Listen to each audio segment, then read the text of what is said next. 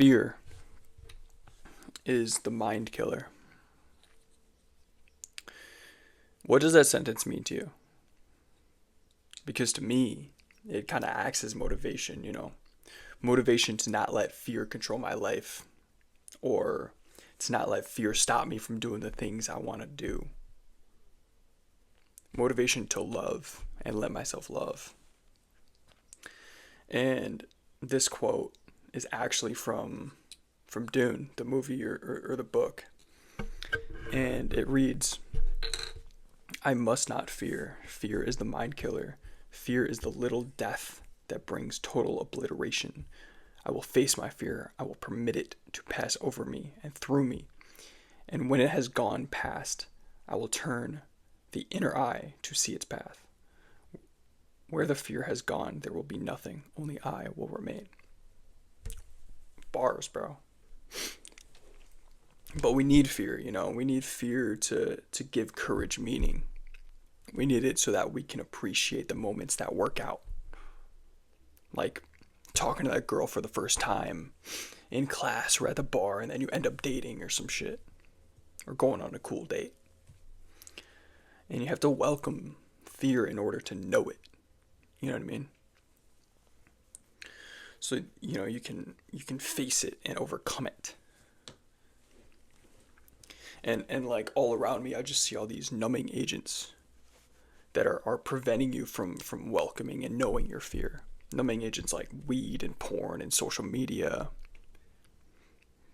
DoorDash, gambling. It's literally everywhere, bro. I remember my first time smoking weed in high school and ripping a J every weekend with the boys. And like that was fun. It was ritualistic, It was like we would smoke weed before a party. We would sit together, fuck around, roll a blunt, get a bag. Some like teenager would pull up on us and we'd like hop in his whip and shit. And that was cool, bro. But like a few years later, it got to the point where I would just be so anxious. I would just smoke weed alone in my room and get paranoid and just like itch. I was dead ass addicted to that shit. And yeah, I would just like rip the Benjamin in my fucking room alone. Watch cartoons. And I stopped going out. I stopped talking to people. I was the friend who had one girlfriend and then cut off all my fucking friends and only hung out with her, bro. But I became afraid of the world, and weed was like my little shelter. And so many people will like defend it and probably be in the comments like saying all the shit that they can do on weed, and that's fine, bro.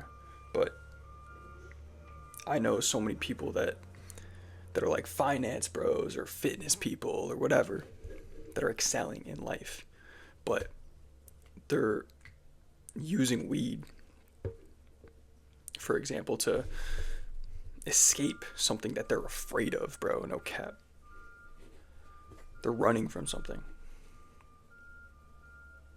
Likewise, man, like porn and this online shit makes you feel like you're not a lonely chud, that gets no bitches. You're not a fucking incel.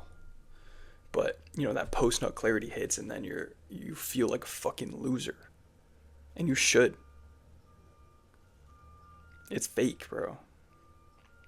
Like, it's not real, but it shouldn't replace intimacy.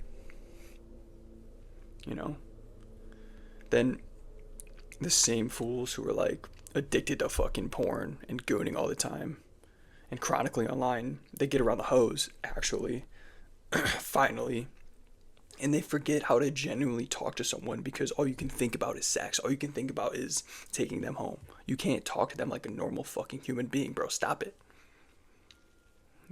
Same thing with social media. It's literally replacing like real world interactions, real social interactions. It's pseudo socializing and there's no filter. How many times does someone like run in their mouth and then they actually get pulled up on and they go mute? It's so easy to have Twitter fingers, bro. It's so easy to just be online and doom scroll and talk to people in the comments, and then, you know, think, well, job done, job finished. I don't have to go out tonight. I don't have to fucking socialize, bro. And I know what I'm saying isn't even controversial anymore. I know that, like, I'm not the first person to fucking discover this idea that porn and weed and fucking social media is toxic. But, like, bro, the only cure to consumption and ripping the pen alone in your room and gooning and doom scrolling, which is a lot of people's realities, by the way, you know, like, the stats on drinking and going out is, like, way down. And that might be a good thing, right? Alcohol is bad. That's good. But it signals a deeper issue within my generation, which is that people don't go out and socialize. I know I have some friends that go out still, but they don't booze, and that's fine. At least they're there. At least they're socializing and they're doing good. You know, those people are doing fine. But people aren't drinking, and also people aren't going out. So what are you doing? You're in your room, you're gooning, you're smoking the fucking pen, you're watching Netflix, you're doom scrolling, you're door dashing. Like, that's bad. That is genuinely sad, bro.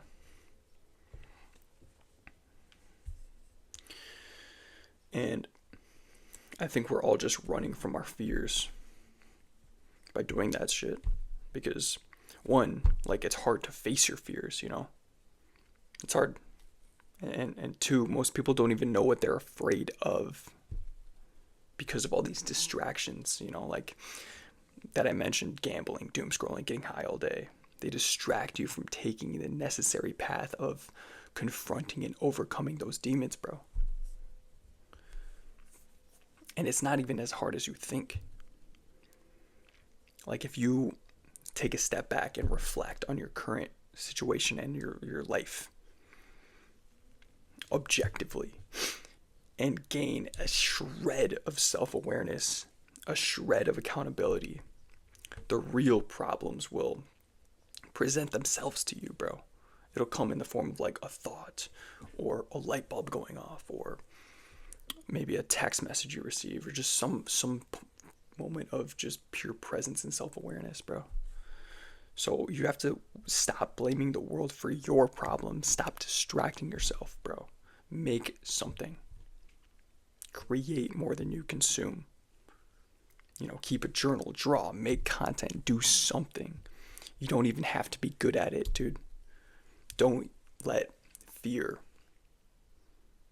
kill your mind, kill your creativity. Use your fear, use it to ascend.